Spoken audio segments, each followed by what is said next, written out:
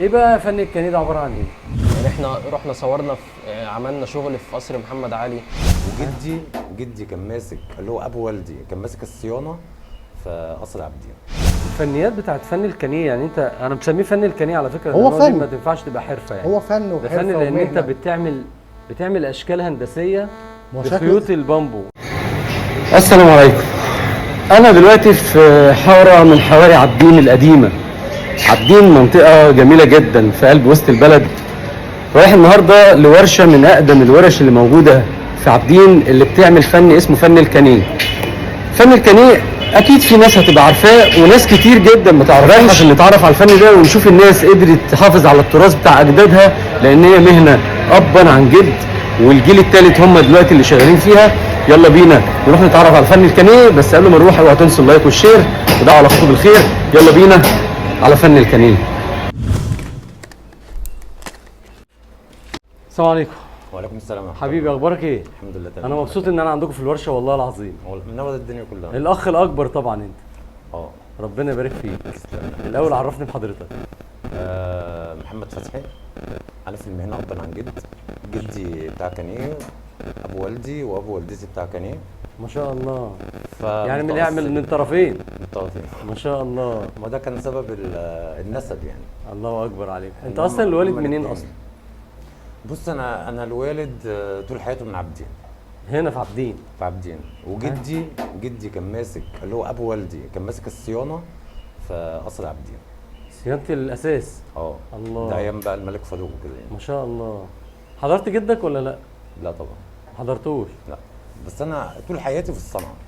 من وانا مثلا يعني عندي 12 13 سنه وانا بنزل انا هو وبشتغل ما شاء الله عليك. يعني الحمد لله من فضل الله.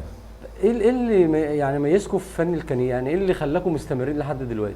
بص اقول لسه على حاجه، طول ما انت حابب المهنه هتديك كل حاجه. فانا الحمد لله انا حابب مهنتي قوي. فعشان كده ادتني فوق ما اتخيل. ما شاء الله. اتعاملت مع اجانب كتير. ومكاتب ومصانع وشغل فنادق، كل ما تتخيل. حبيبي يا استاذ عادل، حبيبي يا استاذ عامل ايه؟ الحمد لله تمام. انا طبعا اتشرفت ان انا عندكم والله هنا. ربنا يخليك، ده شرف لينا احنا والله. ربنا يبارك في عمرك. ربنا انا يخليك. طبعا اسمع كتير عن الفن الكني بس عمري ما شفته. لا هو موجود من زمان، بس حاجه تراثيه. ايه بقى فن الكني ده عباره عن ايه؟ بص يا فندم، فن الكني ده يعني عباره عن يعني حاجات تراثيه جدا. بص يعني تتحط مثلا في معارض، في بيوت بتوع زمان، تتحط في المتاحف. تمام. يعني احنا رحنا صورنا في عملنا شغل في قصر محمد علي، وعملنا شغل في قصر عابدين من زمان ايام ابويا طبعا الله يرحمه. بس حاجه فعلا يعني جميله جدا جدا جدا. هو انتوا قول لي، انتوا بتستخدموا الخامات اللي انتوا بتستخدموها ايه؟ يعني انا شايف ده ايه؟ ده القش. حلو. يعني ده قش ايه؟ قش الرز؟ لا ده القش الطبيعي. قش طبيعي. ده بيطلع يعتبر من العصيان اللي هي بتاعت البامبو اللي هي التخينه. تمام. ده يعتبر ده وش العصايه نفسها. تمام. بتدخل بقى في مكن كده في دول شرق اسيا واندونيسيا كده. تخش في مكنه الشق. يعني ده من بره؟ ده وش العصايه. ده مستورد. مفيش حاجه بتصنع. مش مصري هنا. مش مصري خالص يا فندم. مفيش حاجه انت بتبدا تشكله بالشكل السداسي ده. يا فندم. الاول بتبقى مرحله البرجل، بيبقى يعتبر حته خشبه كده فيها مسمارين من تحت. وريهاني هي فين عشان يعني نعرف الناس بقى الحكايه. يعتبر يعني مرحله البرجل بتبقى ايه، حته خشبه زي كده فيها المسمارين دول. تمام. بنعمل بها يعتبر ايه العلامات اللي احنا ايه بنخرم بها بالشنيور دي. تمام. بعد كده بنجيب الشنيور بنخرم بيه. حلو. وبعد كده بقى بنبدا مثلا ايه مرحله الاساسات اللي هي زي دي كده. اللي زي دي المسامير دي. دي اللي بتشد عليها الخيوط. بنعمل مثلا خلاص يعتبر اسسنا، بنبدا بقى مرحله الجدل نفسها. ويطلع مثلا ايه بالشكل النهائي مثلا اللي هو زي الظهر زي ده. ايوه اللي زي ده كده. ما شاء الله.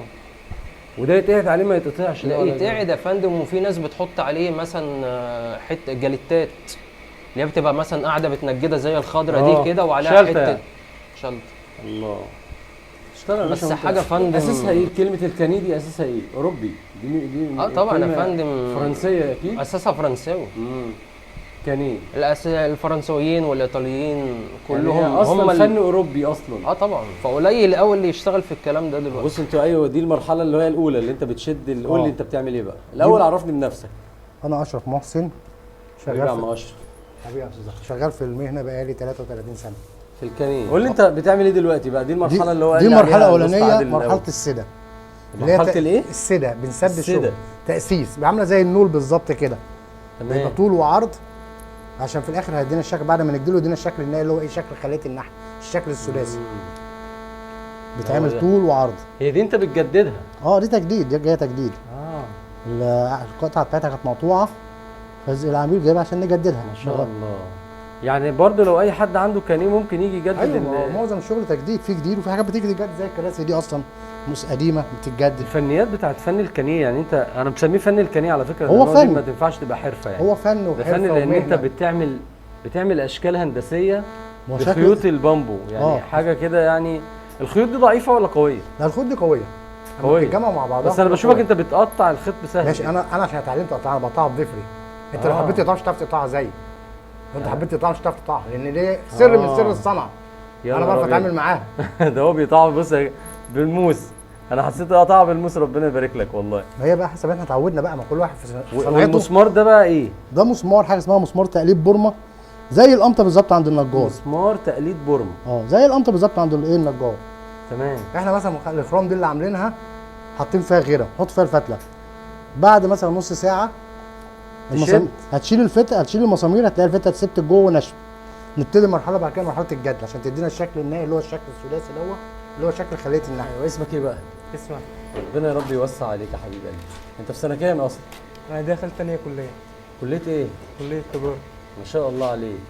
طبعا ده اللي بنقوله للناس بقى، ان انت تتعلم مهنه وتاخد اعلى الشهادات، بس ما فيش مشكله، بس لازم تتعلم مهنه. ايوه اكيد طبعا لازم. فرقت معاك كتير ان انت يبقى عندك مهنه في ايدك؟ ايوه طبعا، ان انا متعلم حاجة ولو دخلت حاجة تانية يكون عندي يعني خبرة في كذا حاجة، وان انا متعلم ان انا اعرف اعمل ده وده وده.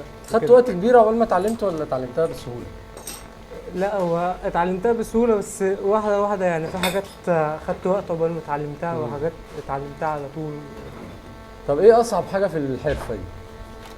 أصعب حاجة إن هي محتاجة وقت يعني طويل، ومحتاجة يعني يكون عندك هدوء كده إنك صبر، لازم صبر. لازم إن أنت تكون يعني مركز في الحاجة اللي أنت بتعملها. ايه اكتر حاجه والدك قالها لك ومعلقه في دماغك في الشغلانه؟ يعني دايما يقول لك خلي بالك من كذا وانت شغال. يقول لي خلي بالك، أهم حاجة يعني الشغلانة تطلع يعني نظيفة، يعني إن أنت تخلي بالك ما تتبهدل، يعني ما فيش أي حاجة تتبهدل في الشغل.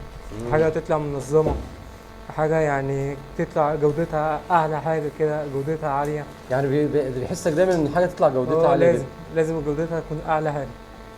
طبعا انا مبسوط جدا ان انا في منطقه عابدين اولا، وعند ورشه الحاج فتحي للكانيه، اشهر ورشه واقدم ورشه للكانيه موجوده في مصر تقريبا. وبحييك والله العظيم بجد. ربنا يبارك لك، ده من ذوقك. ربنا يبارك في عمرك. بص بقى هنا وقول للناس عنواننا فين ورقم تليفوننا اللي عايز يبقى يعمل شغل عندكم. بص، انا رقم تليفوني 03 وحيد 80 40 8 29. وعنواننا انا العنوان، انا في الشارع اللي فيه مجلس النواب امتداده في عند سوق الاثنين. لا احنا عابدين ولا السيده زينب هنا؟ هنا عابدين. هنا عابدين. يفرق كده يا- السيده؟ يا دوبك تعدي الشارع العمومي يبقى بقيت السيده زينب. ما شاء الله عليك. فاهلا وسهلا باي حد. والله العظيم ايديهم تتلف في حرير. ربنا والمهنه يعزك دي والله. اصلا ولا الحرفه دي ما بقتش موجوده، بس شغلها شيك زي ما انتم شفتوا، الشياكه والجمال. كل شغلهم فنادق صح؟ فنادق وقرى سياحيه وقرى سياحيه وشغل ساحل. ما شاء الله شغل يعني. بتاعت موبيليا، كل ما تتخيل شغل تجديد. ربنا يوسع عليك، وانا اتشرفت بيك والله والله العظيم انا بجد. شرف ليا والله. حبيبي ما تنسوش لو عجبكم الفيديو اللايك والشير، ودعوا على اخوكم بالخير. سلام.